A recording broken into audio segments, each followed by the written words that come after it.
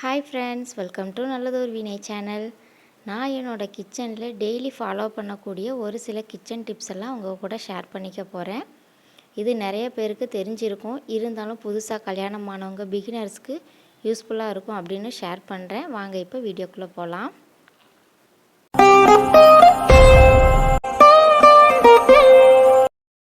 Tip number 1 என்னன்னு பார்த்தீங்கன்னா, நம்ம காலையில் அவசரமாக சமைக்கும்போது சூடாக இருக்கிற உருளைக்கிழங்கு உரிக்கிறதுக்கு கொஞ்சம் கஷ்டமாக இருக்கும். அதனால் உருளைக்கிழங்கு வேக போடுறதுக்கு முன்னாடி இந்த மாதிரி கத்தியால் லைட்டாக கீறி விட்டுக்கோங்க. பெரிய உருளைக்கிழங்கு இருந்தால் 2ஆக கூட கட் பண்ணி விட்டுக்கோங்க. இதில் உப்பு சேர்த்து கிழங்கு மூழ்கிற அளவு தண்ணி சேர்த்து நல்லா வேக வச்சு எடுத்துட்டு சுடுதண்ணியை கீழே ஊற்றிட்டு பச்சை தண்ணி ஊற்றிடலாம். கிழங்கு சூடாக இருக்கும் போதே நம்ம கட் பண்ணி வேக வச்சதுனால தோல் உரிக்க ரொம்பவே ஈஸியாக இருக்கும். அதே மாதிரி 2ஆக கட் பண்ணி போட்டிருந்தீங்கன்னா ஒரு ஃபோர்க்கால் குத்திட்டு தோலை பீல் பண்ணிங்கன்னா ஈஸியாக பீல் பண்ண வரும். இந்த டிப்பை ட்ரை பண்ணி பாருங்கள்.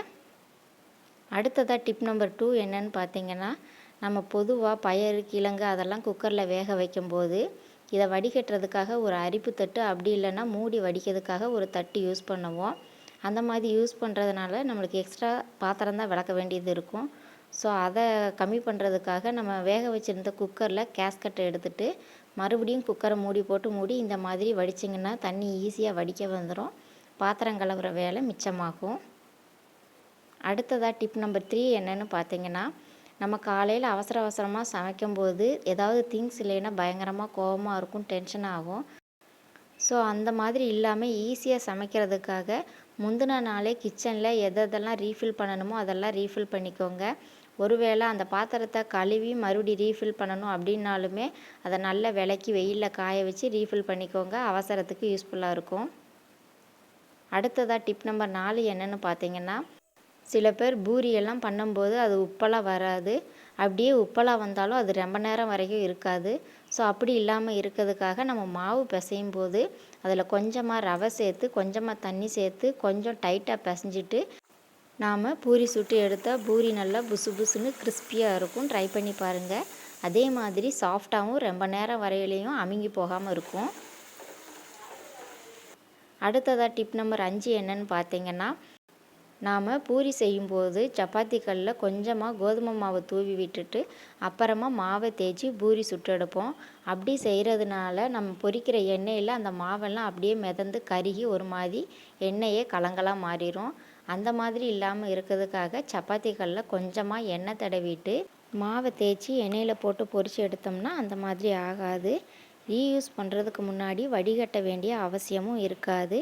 இந்த டிப்பை கண்டிப்பாக ஃபாலோ பண்ணி பாருங்கள். ஒரு 10 பூரிக்கிட்ட பொரித்ததுக்கு அப்புறமாவுமே எண்ணெய் நல்லா கிளியராக இருக்குது பாருங்கள். அடுத்ததாக டிப் நம்பர் 6 என்னென்னு பார்த்தீங்கன்னா, பொதுவாக நம்ம சப்பாத்தி பூரிக்கெல்லாம் மாவை தேய்க்கும் போது அது பொதுவாக ரவுண்டாக வர்றதில்ல. அதுக்காக நம்ம ஒரு டிஃபன் பாக்ஸ் எல்லாம் கவுத்தி அதை வட்டமாக கட் பண்ணி எடுப்போம். ஸோ அந்த மாதிரி இல்லாமல் இருக்க நம்ம இந்த மாதிரி மாவை எடுத்து போட்டு தேய்ச்சோன்னா அழகாக ரவுண்டாக வரும். ட்ரை பண்ணி பாருங்கள். அடுத்ததாக டிப் நம்பர் 7 என்னென்னு பார்த்தீங்கன்னா, பூரி சுடுறதுக்கு எண்ணெய் நல்லா சூடாகி இருக்கணும். அப்படி சூடாயிருச்சா அப்படின்னு கண்டுபிடிக்க மாவுலேருந்து கொஞ்சமாக கிள்ளி போட்டால் உடனே எண்ணெயிலேருந்து மேலே எழும்பி வரணும். அந்த மாதிரி வந்ததுக்கு அப்புறமா நீங்கள் தேய்ச்சி வச்ச மாவை போட்டு பூரி சுட்டிங்கன்னா பூரி நல்லா புசு புசுன்னு வரும். இந்த மெத்தடை நீங்கள் மற்ற பலகாரம் செய்கிறதுக்கும் யூஸ் பண்ணலாம். அடுத்ததாக டிப் நம்பர் 8 என்னென்னு பார்த்தீங்கன்னா, குழம்புக்கு புளி ஊற வைக்கிறது, அப்புறமா ரசத்துக்கு ஊற வைக்கிறது, அதுக்கெல்லாம் நீங்கள் சுடுதண்ணி ஊற்றிக்கிட்டிங்கன்னா ஈஸியாகவே ஊறி வரும். டைமும் உங்களுக்கு சேவ் ஆகும். அடுத்ததாக டிப் நம்பர் 9 என்னென்னு பார்த்தீங்கன்னா, நம்ம சாதம் வடிக்கும்போது அது உதிரியாக வராமல் கொஞ்சமாக சொதன்னு அடியிலலாம் தண்ணி தேங்கி இருக்கிறாப்புல இருக்கும். ஸோ அந்த மாதிரி இல்லாமல் இருக்க பாத்திரம் நிறைய தண்ணி வச்சு சாதம் வடிக்கணும். நம்ம அரிசி சேர்த்தாப்புறம் தண்ணி அதிகமாக இருக்கலாம், அது வேறு ஒரு பாத்திரத்தில் எடுத்து வச்சுக்கலாம். அடுத்ததாக டிப் நம்பர் 10 என்னன்னு பார்த்தீங்கன்னா, பொதுவாக நம்ம ரேஷன் கடையிலலாம் பருப்பு வாங்குவோம் இல்லையா, அந்த பருப்பை வெறுமனையே போட்டு நம்ம சாம்பார் வச்சா ஒரு மாதிரி ஸ்மெல் வர்ற மாதிரி இருக்கும். அந்த மாதிரி இல்லாமல் இருக்க நம்ம நார்மலாக கடையில் வாங்குகிற துவரம் பருப்பையும் அப்புறமா ரேஷனில் வாங்குகிற துவரம் பருப்பையுமே சம அளவு எடுத்து நல்லா ஒரு 2 டைம்ஸ் வாஷ் பண்ணிவிட்டு அதுக்கப்புறமா நம்ம சாம்பார் செஞ்சோம்னா அந்த மாதிரி எந்த வாசனையும் இருக்காது. சாம்பாரும் நல்லா டேஸ்ட்டாக இருக்கும். இதை ட்ரை பண்ணி பாருங்கள். அடுத்ததாக டிப் நம்பர் 11 என்னன்னு பார்த்தீங்கன்னா, பூண்டு உரிக்கிறதுக்கு இந்த மாதிரி முழு பூண்டு உரிக்கிறதுக்கு நம்மளுக்கு கஷ்டமாக இருக்கும். எல்லார் வீட்லேயுமே இந்த மாதிரி இடிக்கல் இருக்கும். அந்த உரலை எடுத்து லைட்டாக தட்டிட்டு நீங்கள் பூண்டை உரிச்சிங்கன்னா அழகாக உரிக்க வரும். தனியாக ஒரு பல் பூண்டை மட்டும் உரிக்கணும் அப்படின்னாலுமே கத்தி அப்படி இல்லைன்னா உரல் இந்த மாதிரி எதையாவது வச்சு தட்டினா அதோட தோல் ஈஸியாக கலண்டு வந்துடும். நம்மளுக்கு பூண்டு உரிக்கவும் ஈஸியாக இருக்கும். அடுத்ததாக டிப் நம்பர் 12 என்னன்னு பார்த்தீங்கன்னா, நம்ம சின்ன வெங்காயத்தை உரிக்க கஷ்டப்பட்டு நிறைய பேர் சின்ன வெங்காயம் யூஸ் பண்ணுறதே கிடையாது.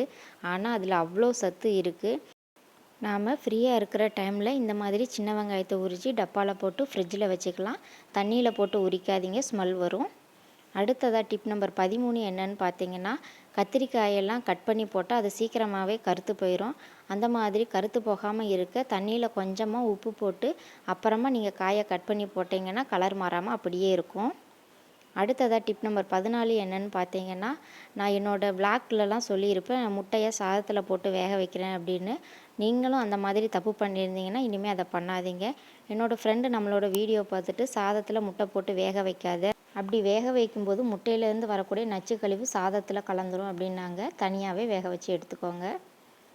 அடுத்ததாக டிப் நம்பர் 15 என்னன்னு பார்த்தீங்கன்னா, சில பேர் முட்டையை உடைக்கும்போது அந்த முட்டை தோலோட முட்டையும் சேர்ந்தே பிஞ்சு வரும். அந்த மாதிரி வராமல் இருக்கிறதுக்காக முட்டையை லைட்டாக தட்டிட்டு ஒரு பகுதியை மட்டும் லைட்டாக உடைச்சிட்டு மீதி இருக்கிற நகத்தை வச்சு உடைக்காமல் நம்ம கட்டை விரலில் இருக்கிற சதையை வச்சு உடைச்சிங்கன்னா முட்டை எதுவுமே உடஞ்சி போகாமல் முட்டை தோடு மட்டும் அழகாக உறிஞ்சி வரும். அதே மாதிரி வேக வைக்கும்போது உப்பு போட்டு வேக வைக்கணும். முட்டை உடஞ்சி வராமல் இருக்க கொஞ்சமாக ஆயில் சேர்த்துக்கோங்க. அடுத்ததாக டிப் நம்பர் 16 என்னன்னு பார்த்தீங்கன்னா, பொதுவாக நம்ம சமையல் வேலையெல்லாம் பண்ணிக்கிட்டு இருக்கும்போது அடுப்பு ரெண்டுமே வேலையாக இருக்கும்போது காய்கறியெல்லாம் கட் பண்ணிட்டேன் அப்படின்னா நான் மீதி இருக்கிற டைமில் பாத்திரங்களை கழுவி வைப்பேன். அப்படி இல்லைன்னா ஏற்கனவே விளக்கி வச்ச பாத்திரங்களை எடுத்து இருக்க வேண்டிய இடத்துல வச்சுருவேன். இதை நீங்களும் ட்ரை பண்ணி பாருங்கள், டைம் நம்மளுக்கு சேவ் ஆகும். அடுத்ததாக டிப் நம்பர் 17 என்னன்னு பார்த்தீங்கன்னா, ஒரு தடவை யூஸ் பண்ண கடாயை வாஷ் பண்ணாமல் அடுத்தடுத்து யூஸ் பண்ணுறது. அதாவது ஒரே கடாயில் ரசம் தாளிச்சிட்டு குழம்பு தாளிச்சிட்டு அப்பளம் பொரிச்சிட்டு அதே கடாயில் காய் பொரியல் அந்த மாதிரி ஏதாவது செஞ்சுக்கோங்க. பாத்திரம் விளக்குறது கம்மியாகும். அடுத்ததாக டிப் நம்பர் 18 என்னன்னு பார்த்தீங்கன்னா, பொதுவாக நாம் இட்லி தோசை மாவெல்லாம் அரைச்சி மாவை மொத்தமாகவே புளிக்க வச்சுட்டு அப்புறமா ஃப்ரிட்ஜில் வச்சு ஸ்டோர் பண்ணுவோம். அப்படி பண்ணுறதுனால 2 நாள்லேயே ரொம்பவே புளிச்சு வந்துடும். அப்படி இல்லாமல் இருக்க நம்ம மாவு அரைச்சதுமே தனித்தனி பாத்திரத்தில் நமக்கு தேவையான அளவு மாவை ஊற்றி வச்சுக்கலாம். அப்புறம் நம்மளுக்கு தேவைப்படும் போது அதை வெளியே எடுத்து முந்தின நாளே வெளியே எடுத்து புளிக்க வச்சுக்கலாம். இப்படி ட்ரை பண்ணுங்கள். அடுத்ததாக டிப் நம்பர் 19 என்னன்னு பார்த்தீங்கன்னா, நாம் வேண்டான்னு தூக்கி போடக்கூடிய கிச்சன் வேஸ்ட் எல்லாத்தையுமே அரிசி கழுவின தண்ணி பருப்பு கழுவின தண்ணியோடு சேர்த்து ஒரு நாள் ஊற வச்சுட்டு மறுநாள் செடிகளுக்கு யூஸ் பண்ணால் ரொம்ப ரொம்ப நல்லது. குறிப்பாக ரோஜா செடிக்கு ஊற்றினா ரொம்பவே நல்லது. லாஸ்ட் டிப் என்னன்னு பார்த்தீங்கன்னா, பொதுவாக நாம் வெங்காயம் தக்காளி எல்லாம் கட் பண்ணுறதுக்கு இந்த மாதிரி கத்தியை யூஸ் பண்ணுறத விட இந்த மாதிரி பல்லாக இருக்கிற கத்தியை யூஸ் பண்ணிங்கன்னா உங்களுக்கு கட் பண்ணுறதுக்கு ஈஸியாக இருக்கும். இந்த கத்தி நான் காசு கொடுத்து வாங்கலை, லைட்ரு வாங்கும்போது ஃப்ரீயாக கிடச்சது. உங்களுக்கும் இந்த கத்தி கிடச்சா ட்ரை பண்ணி பாருங்கள். நான் இந்த வீடியோவில் ஷேர் பண்ண டிப்ஸ் எல்லாமே கொஞ்சமாவது உங்களுக்கு யூஸ்ஃபுல்லாக இருக்கும் அப்படின்னு நினைக்கிறேன். இந்த வீடியோ உங்களுக்கு பிடிச்சதுன்னா லைக் பண்ணுங்கள், ஷேர் பண்ணுங்கள். மறக்காமல் நல்லதொரு வீணை சேனலுக்கு சப்ஸ்கிரைப் பண்ணி தொடர்ந்து எங்களுக்கு சப்போர்ட் பண்ணுங்கள். வீடியோ பார்த்ததுக்கு ரொம்ப ரொம்ப நன்றி.